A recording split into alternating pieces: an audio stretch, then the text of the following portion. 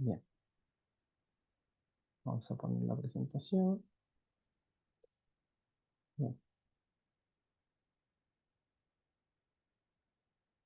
Ok,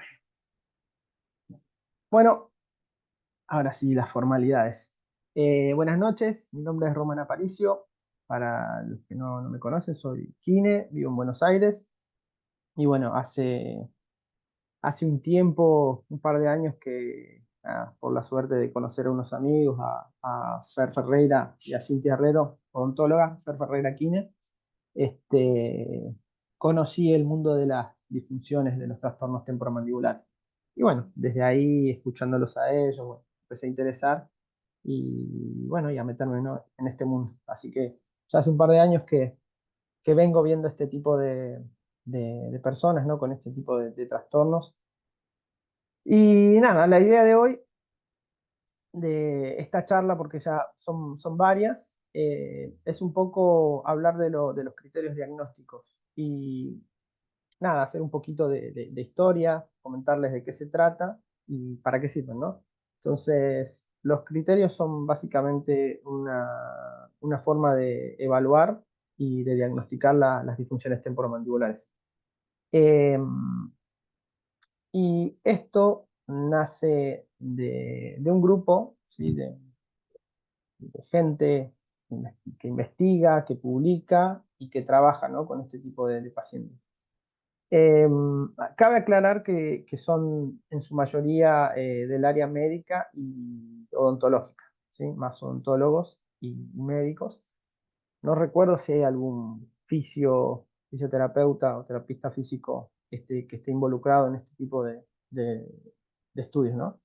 Eh, y básicamente lo que buscaron, o lo que se buscaba lo que se buscaba era marcar una guía que sea internacional, que todos podamos aplicarla para tener un lenguaje en común, ¿no? Entonces, bueno, esto, ¿no? Los criterios diagnósticos para las disfunciones temporomandibulares eh, marcaron un hito significativo en la estandarización de la evaluación y el diagnóstico, ¿sí? Orbach es uno de los principales,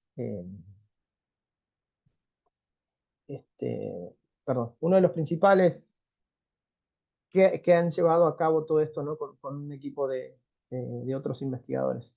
Entonces, se marcan 5 etapas claves en los criterios diagnósticos. Una que es la necesidad justamente de esto, ¿no?, de estandarizar, de ser algo que todos podamos hacernos de estas herramientas y todos trabajar de esta misma manera. Y esto nace básicamente porque en las disfunciones temporomandibulares, a ver, esto nace en los 90, haciendo un poquito de historia, pero al día de hoy también, y creo que por eso también un poco la importancia de remarcarlo y traerlo y por ahí escucharlo, es esto, ¿no? Que al día de hoy también se escuchan diferentes y se ven diferentes formas de trabajo. No quiere decir que estén mal, pero sí que muchas veces la comunicación entre nosotros, entre los profesionales, a veces puede ser un poco abrumadora para la persona, ¿no?, para el paciente. Entonces, bueno, era un poco ese el objetivo, ¿no?, estandarizar. El desarrollo, bueno, esto, ¿no?, se dio en la década de los 90 y se basaron en revisiones de la literatura que existía y que existe, porque a ver, esto ha ido cambiando con los años, ¿sí? El consenso internacional, porque a ver, los criterios diagnósticos no solamente sirven para evaluar, sino que también sirve para la investigación. Es decir, hoy las investigaciones serias se basan y tienen como protocolo los criterios diagnósticos. ¿Bien?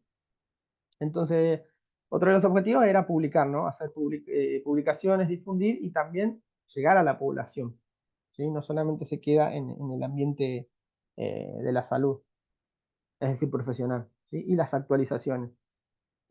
Como les decía, desde los 90 esto ha ido evolucionando, han ido pasando desde la mirada más mecanicista a una mirada más biopsicosocial. Y por eso se ha dividido, pero bueno, eso lo vamos a ver más adelante. Entonces, características distintivas de los criterios diagnósticos. Es un enfoque multifactorial, ¿sí? ¿Por qué? Porque, como les decía antes, de esta mirada biomecanicista que teníamos, pasa también a reconocer otros aspectos, ¿no? Como los aspectos psicosociales, ¿sí? Los criterios claros y objetivos. ¿A qué se refiere esto? Que muchas veces en la evaluación podíamos evaluar un montón de cosas.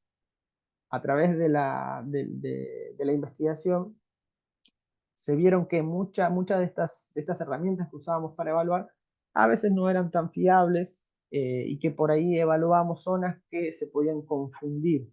Entonces trataron de ir aislando las herramientas que son más eficaces para la evaluación, ¿sí? Entonces la validez y la fiabilidad.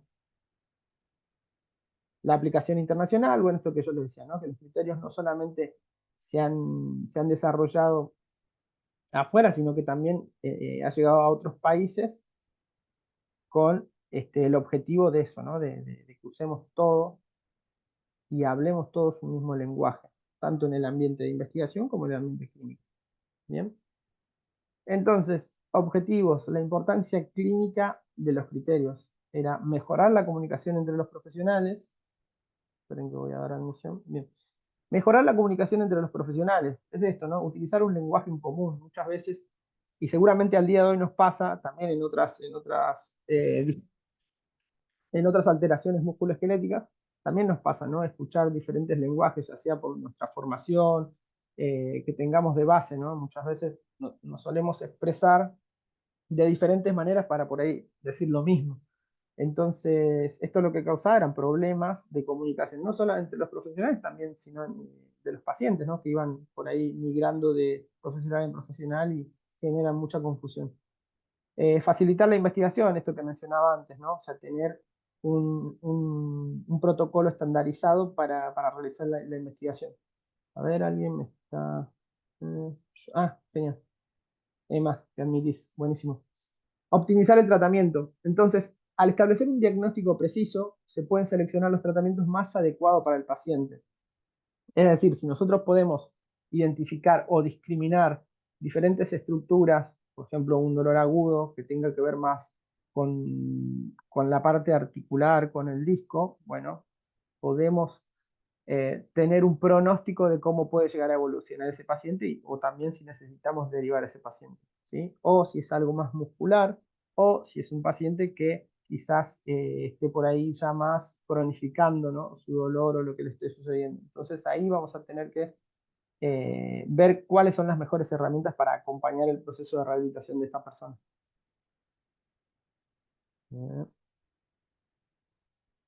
Entonces, resumiendo, estos criterios han mejorado significativamente la comprensión y el manejo de las disfunciones temporomandibulares, ¿sí? Continúan siendo una referencia fundamental para la salud, para los profesionales de la salud. Entonces, como yo les mencionaba, tenemos dos ejes actualmente y se sigue investigando y se siguen trabajando en otros aspectos, ¿no? Pero bueno, el eje 1 de los criterios diagnósticos se va a centrar en identificar trastornos musculoesqueléticos, ¿sí? Es decir, que tengan que ver con el músculo, con la articulación del disco y con procesos degenerativos de la articulación. Entonces sí que esta es una mirada más biomecanicista y de hecho los criterios inician la investigación desde este lugar, ¿no? Como punto de partida. Bien, ¿por qué es importante? Realizar un diagnóstico preciso, es decir, identificar estas estructuras, ¿no? O sea, por medio de test y evaluaciones, vamos a poder discriminar si estamos hablando de un músculo, si estamos hablando del disco, si estamos hablando de algo degenerativo. Entonces, si nosotros podemos identificar las estructuras que están comprometidas, vamos a poder realizar un tratamiento dirigido, ¿sí? Que ese sería el otro punto, realizar un tratamiento dirigido, ¿sí? El pronóstico, es decir, cómo va a evolucionar. Si bien esto no es certero, sí que podemos eh, tener cierta noción de cómo podría evolucionar este paciente, ¿no? Y si es necesario derivar, es decir, si yo tengo un paciente que yo sospecho que podría tener algo articular o algo muscular, podría decir, ah, bueno, en tantas semanas, por tal y tal cuestión, este síntoma debería disminuir. Y si ya veo que pasado ese tiempo no lo puedo solucionar, este paciente no mejora, no evoluciona, bueno, quizás sea momento de hacer una derivación o una interconsulta para evaluar otras posibilidades, pero no tenerlo o que vaya de profesional en profesional, ¿no?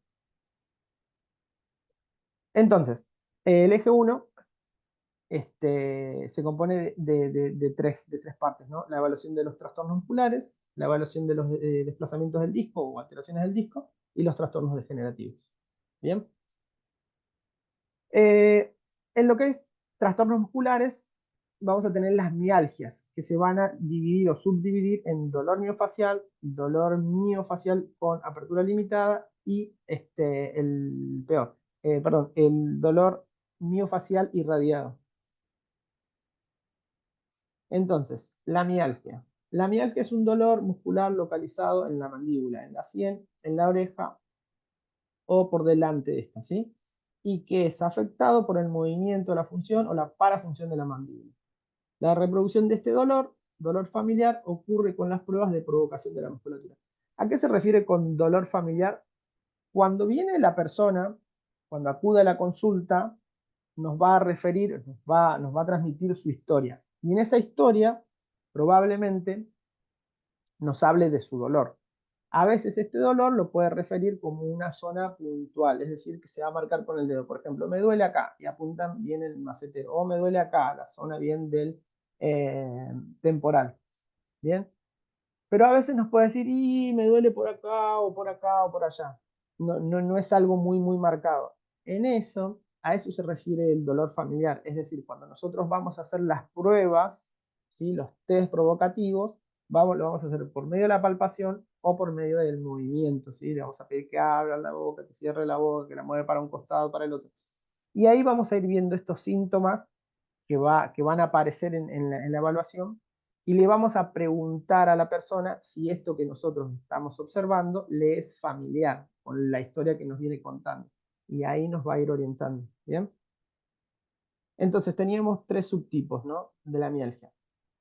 La mialgia local es un dolor muscular localizado en el sitio de la palpación. ¿Sí? Entonces si yo palpo el músculo macetero, básicamente es ese lugar donde duele y no se va para otro lado. ¿Sí? Entonces sería la mialgia local.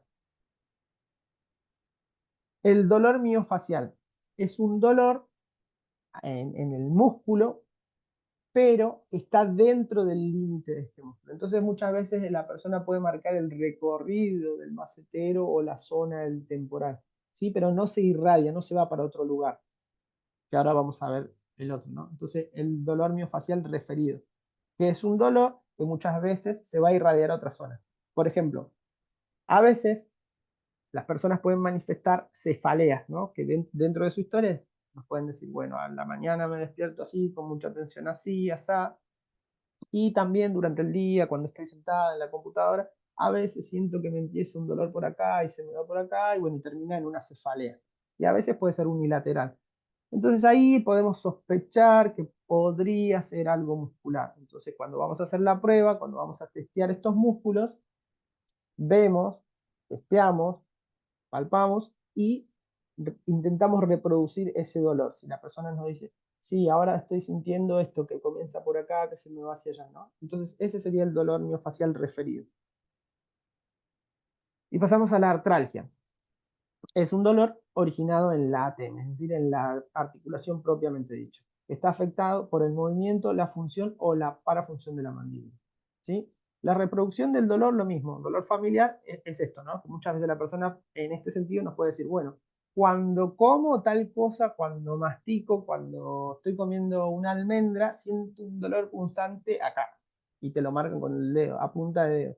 Bueno, ok, podemos sospechar que podría ser algo articular. Bien. Y a esto se refiere, ¿no? El dolor familiar. Bien, desplazamiento del disco y enfermedad degenerativa de la articulación.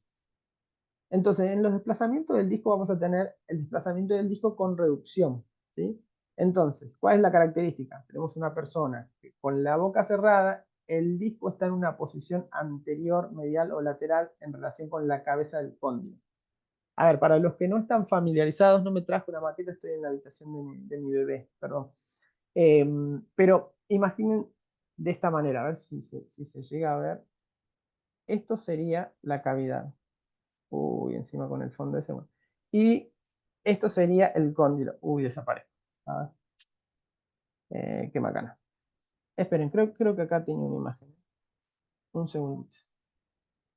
Un segundito, un segundito. ¿Logran ver ahí los dibujos del costado? Sí, ¿no? Bueno, ¿ven la flechita que yo estoy marcando, esa verde? Esa está sobre el cóndilo, ¿bien? Y por arriba, esa cuevita sería la cavidad donde se aloja el cóndilo. Y en el medio estaría el disco, ¿bien? Entonces, el cóndilo, cuando nosotros abrimos, debería rotar y trasladarse hacia adelante. La eminencia sería esta parte, ¿bien? Entonces, esto que nos está diciendo la filmina que va después, cuando hablamos del desplazamiento del disco anterior, es que el disco se fue anterior, es decir, queda por delante de la eminencia. ¿Bien? Bueno, espero que se haya entendido. Eh, ahí sí, bien.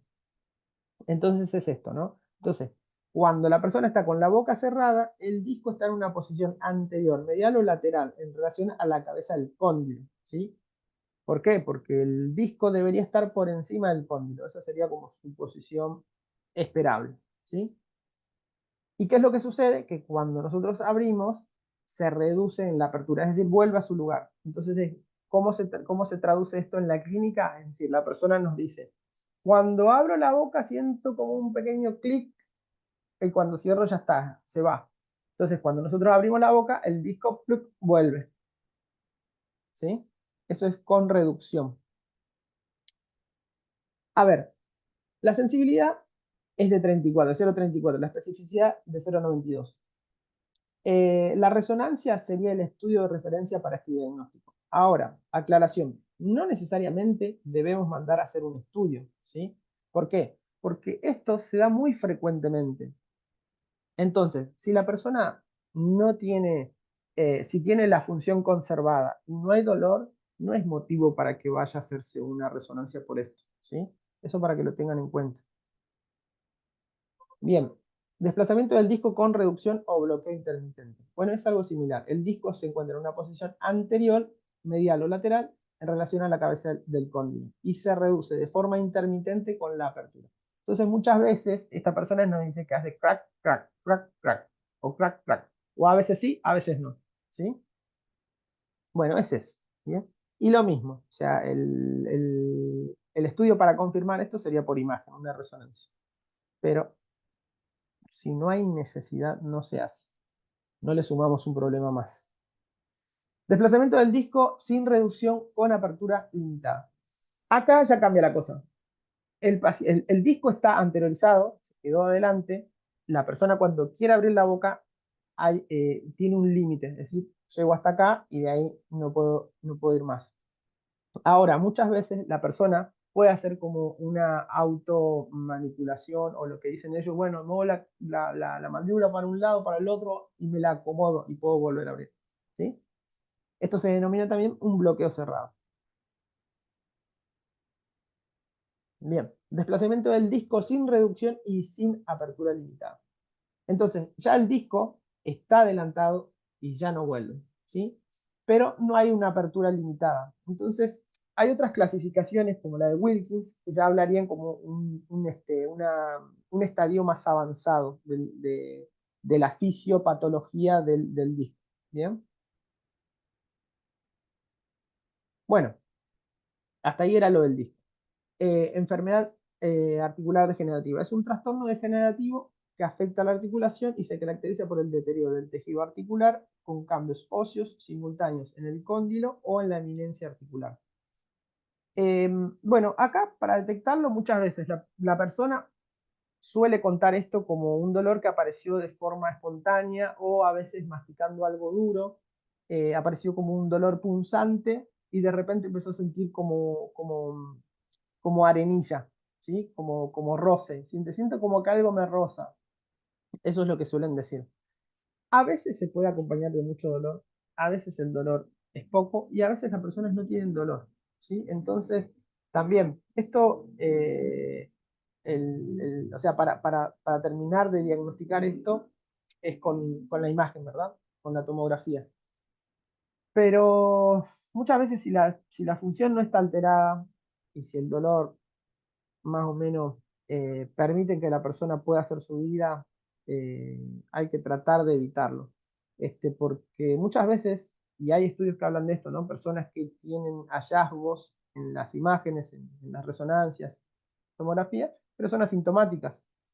Entonces, nada, a veces hay que darle un poquito de tiempo que quizás con la terapia conservadora pueda mejorar, ¿sí? A ver, no deja de ser una lesión de un tejido y posiblemente necesite tiempo para curar, nada más.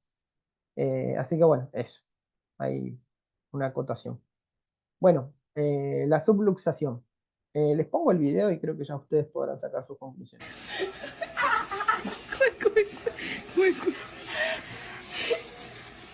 No está. Bien, entonces, la subluxación se da cuando el cóndilo va más allá de la eminencia, ¿sí? Cuando hay una hipertraslación del cóndilo y la persona no puede volver, ¿sí? Cuando lo resuelve, como esta chica, le decimos que es una subluxación. ¿Bien? Uy, ahí está. Luxación completa. Bueno, acá es cuando no hay una reducción, es decir, la persona ya, el cóndilo se fue hasta ahí y no puede volver. Y esto sí es una emergencia, una urgencia, y para resolver esto, bueno, muchas veces se suele usar algún tipo de anestésico o a veces los más duchos pueden resolverla con una maniobra que se llama la maniobra de Nelaton. La estuve buscando, la tenemos grabada con Fer y Cintia, pero no la encontré en mi computadora porque se las quería mostrar. Después si la encuentro, se las mando o la subo al Instagram. Pero no la puedo encontrar por ningún lado. No sé si no le puse nombre, entonces está como un archivo con numeritos. Así que bueno, pero yo la voy a buscar. ¿Sí? Entonces, eso sería la subluxación completa. Bien, les muestro este pequeño video, ¿sí? Para que entiendan un poquito más de la fisiopatología del disco. Buenas, ¿cómo andan? ¿Qué es lo que sucede con el disco en alguna de las disfunciones temporomandibulares?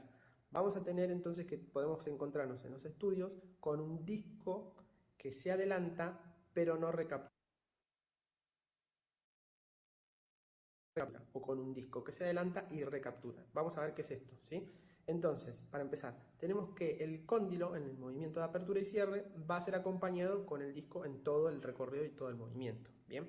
Ahora, tenemos que a veces el disco puede quedar adelantado, pero puede volver, ¿sí? Entonces la clínica va a ser una persona que viene al consultorio y nos dice que puede abrir y cerrar, pero que siente un chasquido o que siente como una leve traba, que luego que sucede esto, ese chasquido puede abrir normalmente.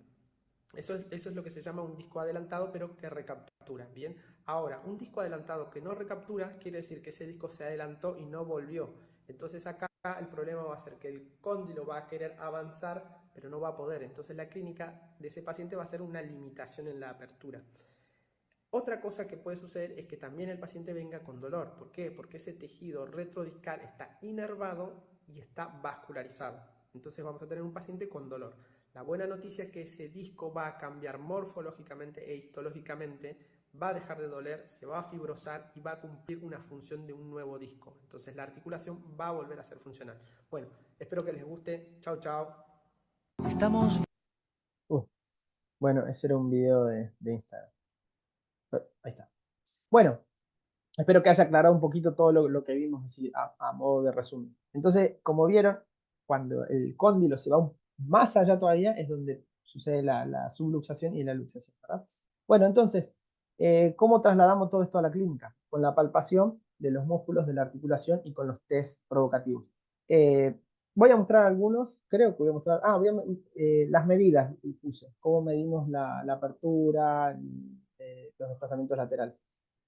Entonces, acá lo que hacemos es básicamente hacer test provocativos, ¿sí? Tanto en la región muscular como en la región articular. Y medimos la apertura, las lateralidades y la protrusión y la retrusión. ¿Bien?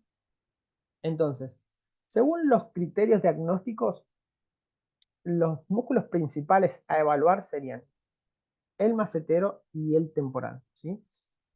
Los pterigoideos solíamos evaluarlos, pero la dificultad que ellos encontraron en estos años de estudios eran que son zonas que nos pueden confundir. ¿Cómo? A ver, vamos a silenciar. ¿Cómo? A ver. Bien, ya se silenció. Bueno, genial. Bueno, entonces, ¿qué es lo que sucedía con este tipo de músculos que están en una zona un poco rebuscada para palparlos, que podemos también Silencio. confundir? Oh, ya. Un segundito, que silencio acá. No lo encuentro. Bueno, bien. Entonces, como les decía, ¿qué es lo que sucedía con los pterigoideos? Muchas veces son estructuras irritables, es decir, personas asintomáticas, vos les palpás, de hecho nos pasa muchas veces en los cursos que cuando vamos a palparnos los pterigoideos nos molesta y ahí a las personas hasta les da arcadas y demás. Entonces no eran... ¡Silencio! Hijo de puta. ¿Quién es ese? Che, si pueden identificar quién hace eso, así lo elimino. Bueno, Emma, te encargo esa tarea, por favor. Mete un julepe. Bien. Bueno, a ver. Debe tener esto acá por las dudas que... Por las... Bien, bueno, entonces esto, ¿no? Los músculos principales que vamos a evaluar son el macetero y el temporal. Luego, según la historia clínica... ¡Cállate la boca! ¡Cállate la boca!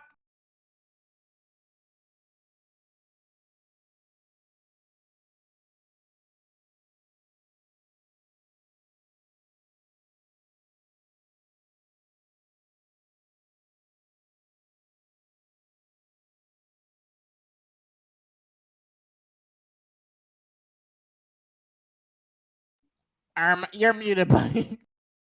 You're muted.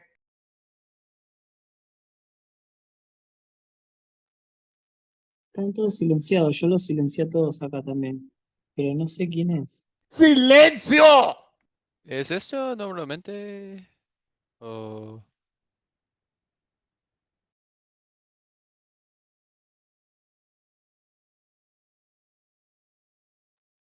Romy, ¿estás?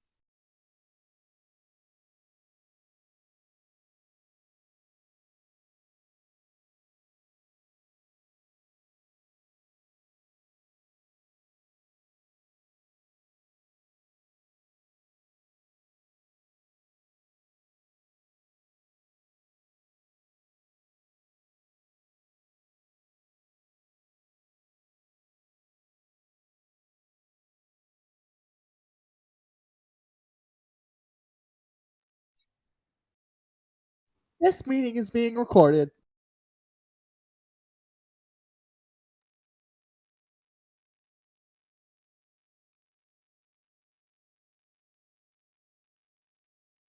Bueno, a ver. Why? No start? I hear.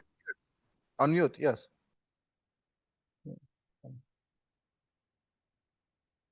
Emma, no des ingreso a nadie más.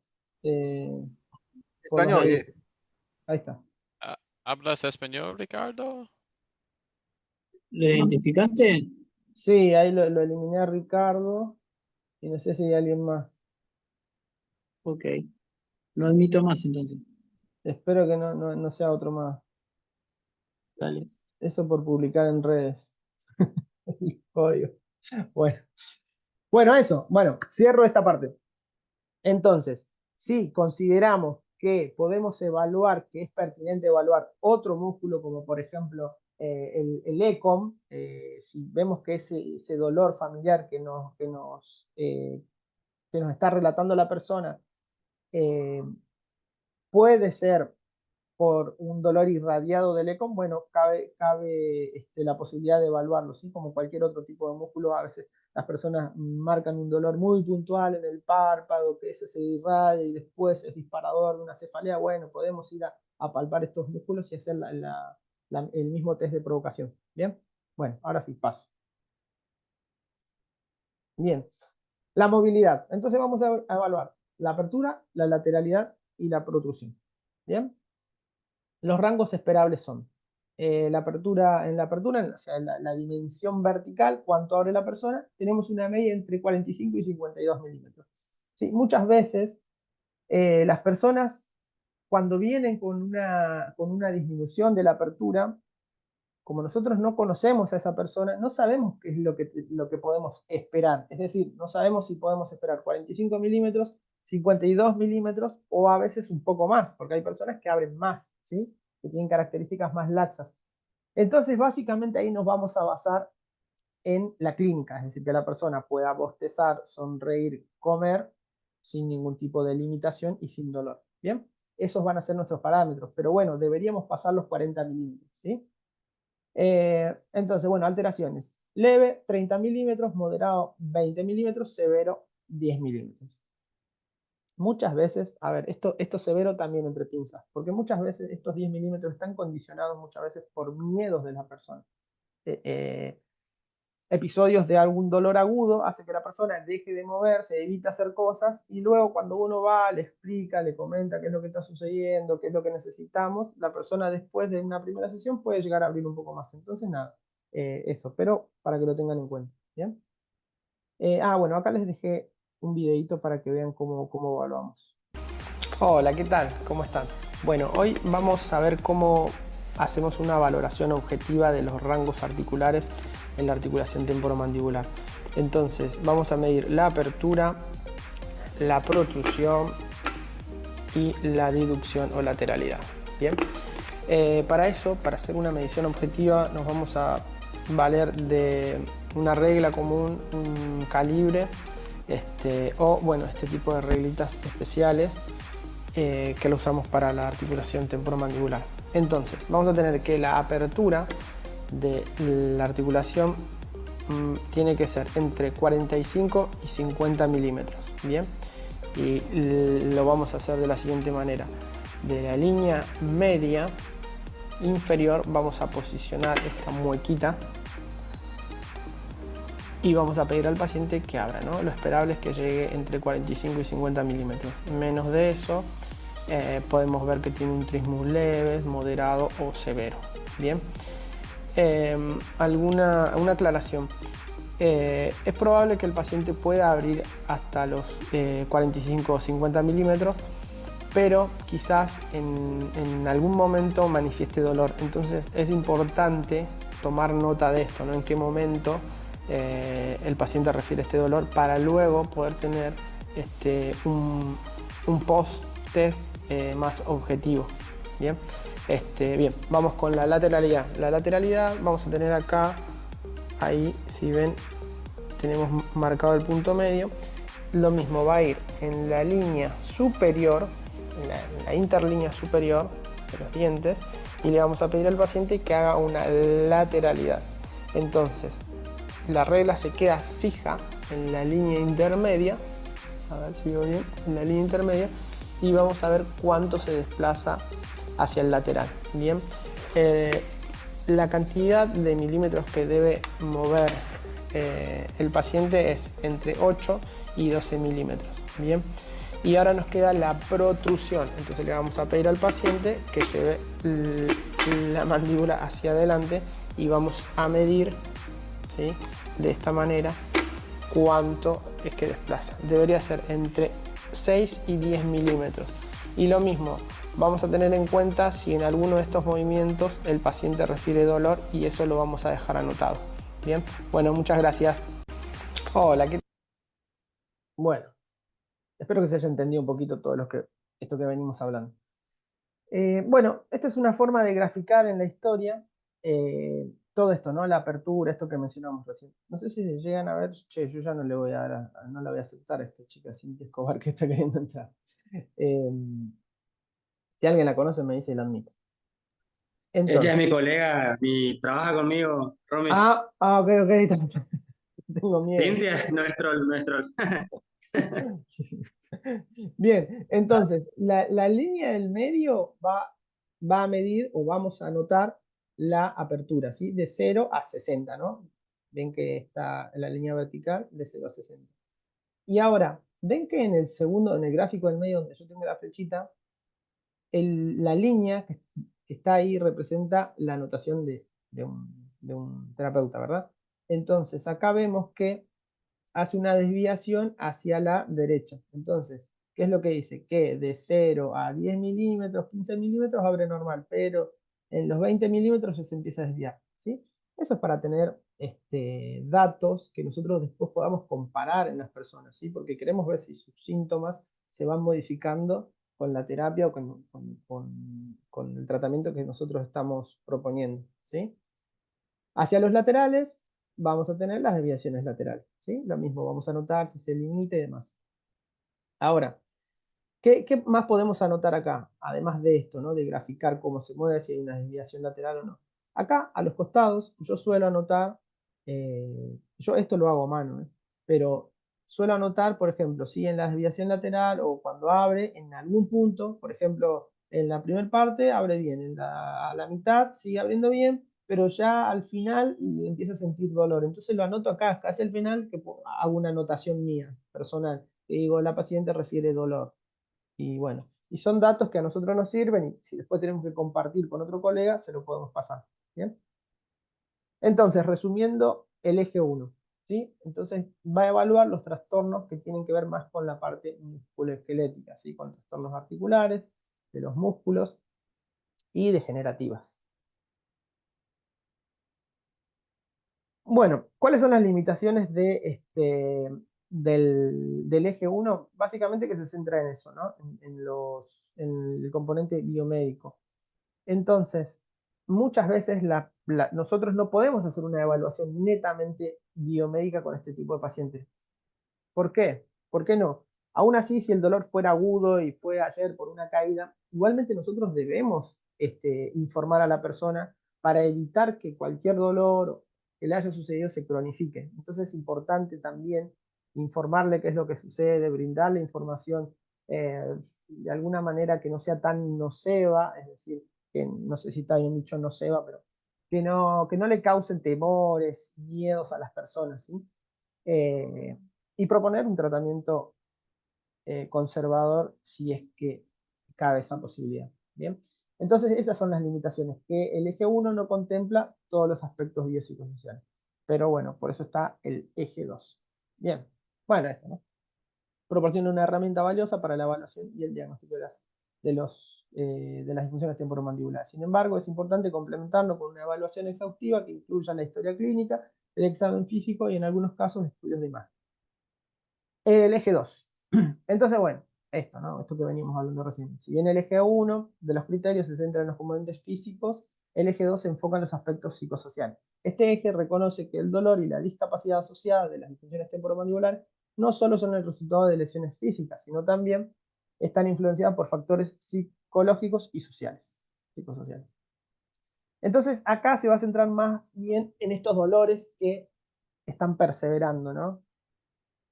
El dolor crónico. Entonces, el dolor crónico en una o más regiones anatómicas se caracteriza por una angustia emocional importante, ansiedad, enfado, frustración, depresión del estado de ánimo, discapacidad funcional que interviene en la vida diaria de las personas, en los aspectos sociales, en sus relaciones personales, que tienen que ver con un montón de factores, no solo biológicos, que pueden ser quizás el puntapié de todo esto, pero también que después se van a ir perpetuando por todos estos factores, ¿no? Por el miedo, la ansiedad y demás. Y muchas veces, por lo menos hay estudios que dicen que el dolor crónico, no solamente el orofacial, se ve o precede a estados de personas, por ejemplo, o perfiles de personas con depresión, ansiedad y demás. Entonces, los componentes claves del eje 2 va a evaluar el dolor y la discapacidad. ¿Sí? El dolor y la discapacidad es la intensidad de dolor y su impacto en la vida diaria y las limitaciones de las funciones, esto que hablamos recién. Los factores psicológicos va a considerar la presencia de ansiedad, depresión, estrés, creencias, expectativas, catastrofización, entre otras, la evitación, el desuso y todo ese tipo de cuestiones, ¿no? Que van a condicionar este dolor. Los factores sociales, analiza el entorno social del paciente, incluyendo el apoyo social, el estrés laboral, las demandas familiares, también considera el sueldo, ¿no? Muy importante para remarcarlo, digo acá en Argentina, cómo traspolamos todo esto, ¿no? Bueno, entonces, ¿por qué es importante el eje 2? tiene una visión holística, pero con una visión holística no hace referencia a ver a nada que tenga que ver con el esoterismo y esas cuestiones, sino bien como mencionaba antes, esto, ¿no? A los factores físicos y psicosociales. El tratamiento integral, ¿qué quiere decir? Que vamos a considerar los factores psicosociales, que se pueden desarrollar los tratamientos más personalizados y efectivos, es decir, si nosotros consideramos, después, ahora más adelante vamos a ver el tipo de herramientas que usan para evaluar, que muchas veces a nosotros los kinesiólogos acá en Argentina quizás no nos incumbe tanto, pero sí que lo vamos a tener en cuenta para ver o detectar estas cuestiones, estos perfiles en las personas y hacer una derivación correspondiente, ¿no? En este caso sería psicología. El pronóstico, es decir, bueno, qué es lo que esperamos de nuestra terapia y cómo evoluciona este paciente. Entonces, bueno, vamos a evaluar la intensidad del dolor, el impacto en la vida diaria, los síntomas psicológicos y los factores sociales. Bueno, esto es más de lo mismo, no sé por qué lo repetí. Pero bueno, ¿qué buscamos con esto? Mejorar la comunicación entre nosotros, entre los profesionales, entre el paciente y nosotros, los terapeutas. Identificar a los pacientes que puedan beneficiarse de un enfoque terapéutico más amplio, ¿sí? Es decir, aquellos pacientes que tienen un dolor que ya lleva más de 3, 4, 5, 6 meses, en las infusiones temporomandibulares es muy común recibir pacientes que tienen una historia de 1, 2, 3, 4, 5, 10 años, ¿sí? Entonces, ese tipo de paciente va a encajar seguramente, o vamos a tener que evaluar, vamos a tener que hacer mucho más hincapié en esta parte, ¿no? de los criterios diagnósticos. Y optimizar los resultados del tratamiento. También entender nuestras limitaciones, es decir, si yo tengo estas herramientas, pero para evaluar, pero a la vez no tengo quizás las herramientas para tratar este tipo de pacientes, bueno, quizás le estamos haciendo un favor a ellos y a nosotros, ¿no? En cuanto a tiempo, costos y demás. Entonces podemos derivar este tipo de pacientes también. Parece muy importante. Bueno, no, esto que hablamos recién. Entonces acá van a ver, y esto parece sacado de psicología, pero no. Entonces, estas son todas las escalas que usa el eje 2, ¿sí? Son 9 en total. La escala graduada de dolor crónico, el dibujo del dolor, la escala graduada del dolor crónico, de la función física, de la limitación, escala de limitación funcional de la mandíbula, escala larga de la limitación funcional de la mandíbula, cuestionario de salud del paciente, cuestionario de salud del paciente, pero esta es diferente, esta es la que de angustia y depresión, ansiedad, trastorno de ansiedad generalizada, síntomas físicos, cuestionario de salud del paciente y la parafunción, la lista de verificación de conductas orales. Bien, todo esto está en la web, es de acceso libre y gratuito. Acá les muestro, las puse todas igual para que las chusmeemos así al pasar. Entonces acá en el gráfico de la izquierda tenemos el dibujo del dolor. Le vamos a dar a la persona que pueda pintar aquellas zonas que refiere dolor. ¿Sí? Muchas veces, si se dan cuenta, está el cuerpo completo. Muchas veces las personas con dolor orofacial crónico vienen con comorbilidades, a veces fibromialgia, migrañas, problemas de colon irritable, trastornos gastrointestinales y demás. Entonces, muy importante detectar o por lo menos evaluar, graficar y tener en cuenta todo esto, ¿no? Porque muchas veces nosotros también nos podemos frustrar en el tratamiento y si no entendemos o por lo menos no hicimos una buena evaluación de la persona. Bueno, la escala de dolor, los cuestionarios de salud, de ansiedad, de función, ¿sí? Son un montón. A ver, eh, es verdad que muchas veces, dependiendo dónde trabaje cada uno, quizás los tiempos y la cantidad de pacientes que vemos no permita hacer todo esto. Entonces, tampoco es necesario que tengamos que hacer todo esto, pero sí que conocer, entender, leerlo, chusmearlo, tenerlo en cuenta y en nuestra cabeza, para por lo menos empezar a preguntar cuando hacemos la historia, cuando escuchamos a la persona, ya la persona más o menos se abrió con nosotros, empezar a ser un poquito más puntilloso con las preguntas que hacemos para que nos orienten mejor el perfil de la persona, ¿sí? Entonces, conclusión, el eje 2 de los criterios diagnósticos destaca la importancia de considerar los factores psicosociales en la evaluación y el tratamiento. Al integrar una perspectiva biopsicosocial, los profesionales de la salud pueden ofrecer una atención más completa y personalizada a los pacientes en este trastorno. Bueno, acá hay un resumen de los dos. Y esto es un poco una, una síntesis de lo que yo opino, ¿no? Los criterios no pueden aislarse a la hora de la evaluación de una persona. Es decir, no podemos hacer solamente evaluar el componente biomecánico o el componente biopsicosocial, ¿sí? Básicamente van a ir de la mano. Cualquier experiencia dolorosa, si la respuesta es maladaptativa, tiene más chances de cronificar. La educación, en cualquier caso, es de suma importancia. Che, y bueno, hasta acá llegamos. Bueno, perdón por las interrupciones. Los que están ahí, si quieren comentar, preguntar, eh, putearme, también. No sé si se entendió. Se llegó a entender un poquito la idea de todo esto.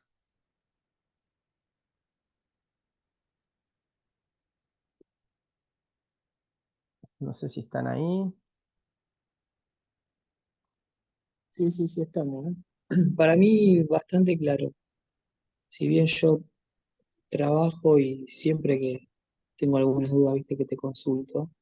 Sí, Eh, gracias. pero bueno, yo comparto lo mismo que vos con respecto al que el paciente hay que verlo desde lo biopsicosocial y eso es por ahí lo más importante también. Sí, sí, no, esto que remarca muchas veces, cuando uno lee después también los escritos, los manuscritos de los criterios hablan esto y remarcan mucho, ¿no?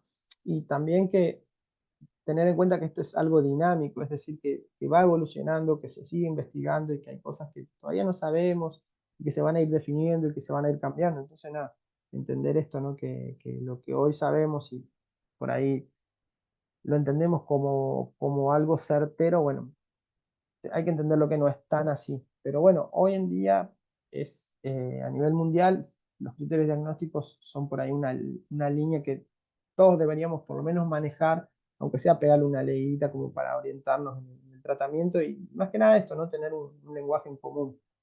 Y nada, ser responsable también con la persona que viene y pone su dinero y su tiempo en nuestro consultorio.